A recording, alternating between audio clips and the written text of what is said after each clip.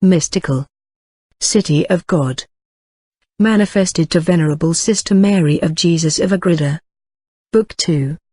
Chapter 11.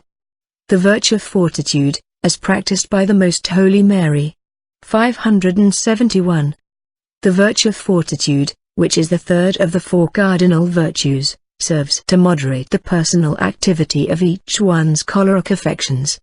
Although it is true that concupiscence precedes irascibility, and therefore temperance which regulates concupiscence, might seem to precede fortitude, because the resistance pertaining to fortitude is exerted against that which opposes concupiscence, nevertheless we must first treat of the activity of the choleric affections and their moderation through fortitude. For in the pursuit of that which is desired, success ordinarily depends upon the intervention of the irascible faculties for overcoming the obstacles that present themselves.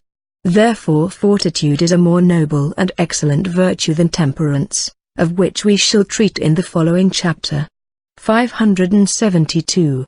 The moderation of the irascible passions by the virtue of fortitude is made up of two elements or kinds of activity: to give way to anger in conformity with reason, propriety and honor, and to repress unreasonable anger and passion, whenever it is more useful to restrain than to allow them to act. For as well the one as the other can be praiseworthy or blamable according to the end in view and the circumstances of the affair in hand. The first of these two kinds of operations of this virtue is properly called fortitude, being called by some teachers pugnacity, bellicositas.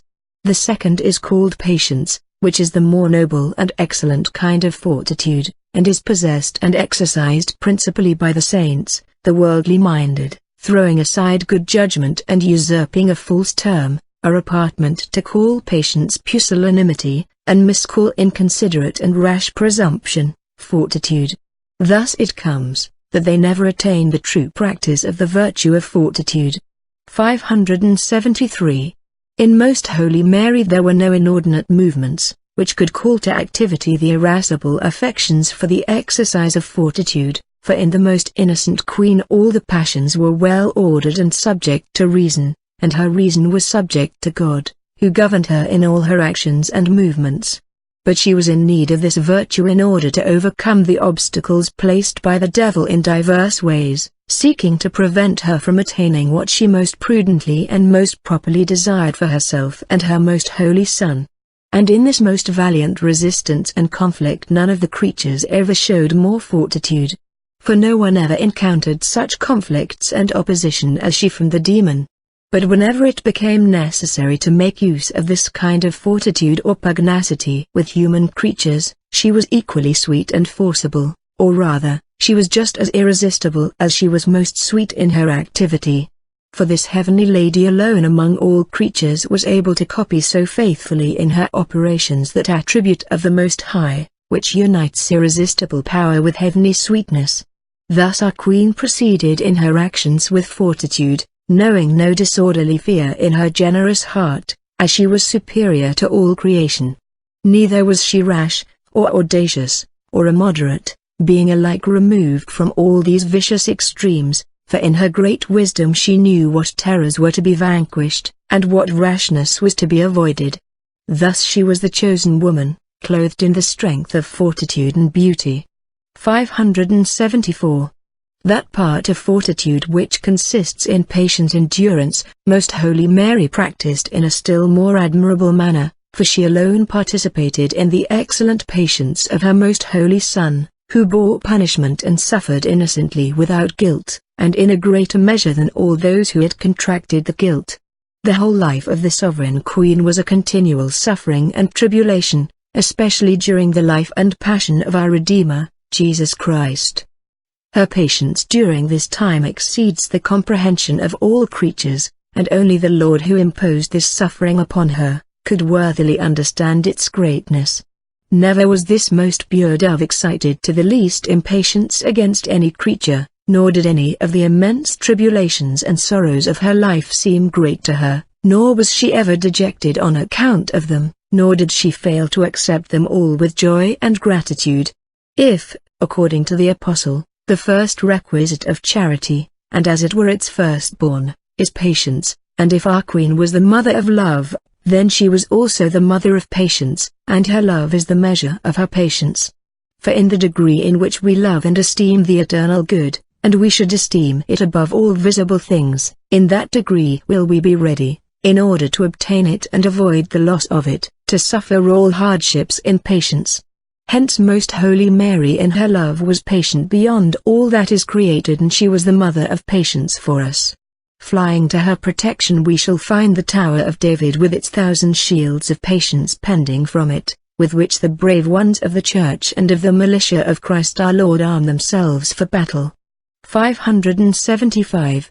Our most patient Queen was never affected by the caprices of feminine inconstancy, nor indulged in outward signs of anger. All this she restrained by the aid of divine light and wisdom, although these latter did not do away with pain, but rather augmented it, for no one could recognize the infinite misfortune of sins and offenses against God as this lady. But even so her invincible heart could not be disturbed, neither the malice of Judas, nor the injuries and insults of the Pharisees could ever cause signs of anger in her exterior. Although at the death of her most holy Son all the insensible elements and creatures seemed to have lost patience toward mortals, not being able to suffer the injuries and offenses done to their Creator, Mary alone remained unmoved and ready to receive Judas, all the Pharisees and high priests who crucified Christ, if they had chosen to return to this Mother of piety and mercy. 576. It is true that, without thereby passing the bounds of reason or virtue, the most meek Queen could justly have been indignant and angry at those who delivered over her most holy Son to such a frightful death, for the Lord himself punished this sin in his justice. While following up this thought, I was informed that the Most High provided against these movements and kept her free from all motions and affections of anger, though they would not have been unjust, for he wished to prevent her from being the accuser of these sinners, because he had chosen her as the mediatrix and advocate, the Mother of Mercy. Through her were to flow all the mercies which he wished to grant to all the children of Adam. He wished her to be the one creature that could worthily intercede for sin and temper the wrath of the just judge. Solely against the demon the anger of this lady was given free scope. Also insofar as this passion was necessary to exercise patience and forbearance and to overcome the impediments with which this enemy and ancient serpent obstructed her beneficent course. 577. To this virtue of fortitude belong also magnanimity and magnificence, because they in a manner partake of the nature of this virtue by giving firmness to the will in matters relating to fortitude. Magnanimity consists in pursuing great things and thus striving after the great honors of virtue. Its subject matter is therefore great honorableness, from which arise many qualities peculiar to the magnanimous, as for instance to abhor flattery and the pretenses of hypocrisy. For to love these is the part of small and mean souls, not to be covetous, selfishly looking only for usefulness, but rather to seek honorable and great things, to speak little of oneself, not to brag, and not to be easily taken up by small things, and not to avoid the greater undertakings, to be more inclined to give than to receive, for all these things are worthy of honor. But this virtue is not on this account opposed to humility, for one virtue cannot be opposed to another. Magnanimity causes us to use our gifts and virtues in such a way as to merit the greater honor, without at the same time seeking honor anxiously and unreasonably. Humility on the other hand teaches us our relation to God and the smallness of our desert caused by our defects and our own lowly nature. On account of the special difficulties connected with great and noble undertakings, fortitude, especially the fortitude called magnanimity, is necessary. This proportions our forces to the execution of great works, neither allowing us to desist from them in pusillanimity, nor to attempt them with presumption, disorderly ambition, or vainglory, for all these vices magnanimity abhors. 578. Magnificence similarly points to the execution of great deeds, and in this signification it may enter into the perfection of every virtue, for in all virtues great things may be undertaken. But as there is a special difficulty in great outlays or sacrifices, magnificence more particularly is that virtue, which inclines us to make great sacrifices in the prudent manner, so that there be neither niggardliness, where much is required, nor profuseness where there is no need, wasting and destroying without necessity. Although this seems to be the same virtue as liberality, yet the philosophers distinguish one from the other.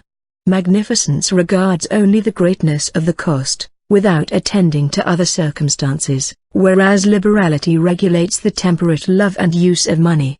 One can therefore be liberal without being magnificent, as liberality may stop short of its course, when there is question of great and important favors. 579. These virtues of magnanimity and magnificence were possessed by the Queen of Heaven in a manner unattainable by others capable of these virtues. Mary alone found no difficulty or hindrance in accomplishing great things, and she alone did everything on a grand scale, even though the matter was small in itself. She alone understood the full bearing of these virtues, as she did of all the rest. She could give them their full perfection, without gauging them by any contrary inclinations, nor was she ignorant of the perfect manner of exercising, nor of making them dependent upon the assistance of other virtues. For this is wont to happen with most holy and prudent men, who, when they cannot attain entire perfection in all virtue, choose that which seems to be the best of them. In all her practice of virtues this lady was so magnanimous, that she always performed that which was most excellent and worthy of honor and commendation. Yet though she deserved honor and praise from all creatures, she was nevertheless most magnanimous in despising it and referring it to God alone, and she preserved her humility while practicing the highest perfection of virtue. The acts of her heroic humility stood as it were in heavenly rivalry with the magnanimous excellence of all her other virtues and were like richest jewels set in contrast with the beauteous variety of excellences that adorned the daughter of the king, whose glory, as David, her father, had said, is all from within. 580. Also in magnificence our queen greatly excelled. For although she was poor and without any affection toward earthly things, nevertheless she dispensed most freely those things, with which the Lord furnished her, as happened with the precious gifts, which the Magi offered to the child Jesus, and many times afterwards in the course of her life after the Lord had ascended to heaven. As mistress of all creation she also showed her great magnificence by willingly yielding the whole of it for the common benefit and for the honor and the worship of God. Many she instructed in this doctrine and virtue, which, on account of their vile customs and inclinations mortals practice with so much difficulty, and in which they never reach the proper perfection of prudence. Commonly mortals follow their inclinations and desires, seeking only the honor and emoluments of virtue, and to be esteemed as great and extraordinary. The honor and glory of virtue is thus diverted from the Lord by their wrongful hankering, and consequently, when any occasion presents itself for the performance of a magnanimous and generous deed, they shrink back and fail to execute it, on account of the littleness and meanness of their sentiments. As their desire of seeming great, excellent and worthy of admiration nevertheless remains, they have recourse to other measures, proportionably deceitful and really vicious, such as getting angry, showing arrogance, impatience, haughtiness, dislike and boastfulness. However, these vices are not a part of magnanimity, but of smallness and meanness of heart. Hence, as such conduct and sentiments repel rather than attract honor, they do not gain the honor and esteem of the wise, but contempt and abhorrence. Instruction vouchsafed by the Queen of Heaven. 581. My daughter, if thou seekest attentively to obtain a full understanding of the excellence and the propriety of the virtue of fortitude, as is my wish, thou shalt come into the possession of a most efficient check for the guiding of thy irascible affections, for these are the passions, which are most easily moved to action and are most apartment to overstep the bounds of reason. Thou shalt also have the means of attaining to the utmost greatness and perfection of virtue, which thou desirest, and of resisting and overcoming all the machinations of thy enemies, who seek to intimidate thee in the pursuit of what is hard in perfection. But understand, my dearest, that the irascible in thy nature assists the concupiscible by opposing what is hostile to the object sought after by the concupiscible powers. On this account the irascible will deteriorate much faster than the concupiscible. As soon as the concupiscible affections become disordered and begin to love what is only apparently good or what is vicious, in place of a virtuous fortitude many execrable and deformed vices will then result. This will also teach thee that disorderly love of one's own excellence and distinction, and vainglory, which are the sources of pride and vanity, will breed many vices peculiar to the irascible passions, such as discords, contentions, quarrels, boasting, strife, impatience, obstinacy. Moreover also vices peculiar to the concupiscible passions, such as hypocrisy, lying, vain strivings, curiosity and the desire to appear more than is befitting to a creature, and to conceal the meanness which truly belongs to one who has committed sins. From all these contemptible vices thou shalt keep thyself free, if thou wilt earnestly mortify and restrain the inordinate movements of concupiscence by virtue of temperance, which I will now teach thee. For when thou strivest after that which is just and useful, although thou must make use of fortitude and of the well-ordered irascible passions, it must always be done in such a way as not to pass the proper bounds, and there is continual danger of allowing oneself to be carried away by inordinate zeal for virtue, when one is subject to self-love or any disorderly love. Sometimes this vice disguises itself and hides under the cloak of a pious zeal, and its victims, anxious to appear zealous for God and the good of their neighbor, are in reality deceived and ensnared into anger by selfish motives. On this account the patience, which is founded in charity and which is accompanied by generosity and magnanimity, is very honorable, estimable and necessary, for he that really loves the highest and truest good, easily bears the loss of apparent honor and glory, despising it with magnanimity as vile and contemptible. Even when it is freely given by his fellow creatures, the magnanimous will set no value on it. He will show himself invincible and constant in all his undertakings. Thus he will advance, according to his opportunities, in the virtues of perseverance and patience,